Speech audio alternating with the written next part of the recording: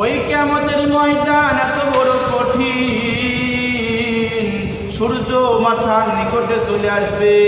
এখন তো 9,88,00,000 মাইল উপরে সূর্য, তাও 12টা মুখ জমিনের দিকে দেওয়া না।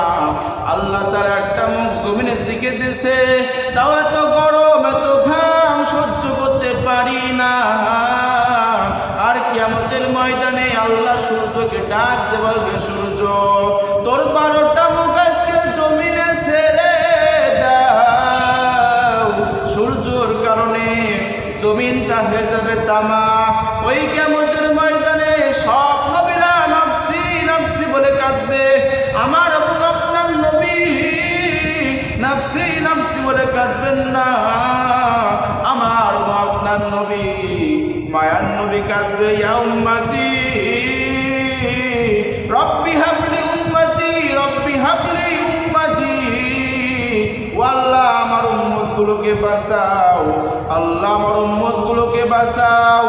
আল্লাহ বলবেন, নবী আপনি যদি এখন জান্নাতে যেতে চান, নবী আপনি কিন্তু এখন জান্নাতে যেতে পারেন। কিন্তু আমার মা নবী বলবেন না, আল্লাহ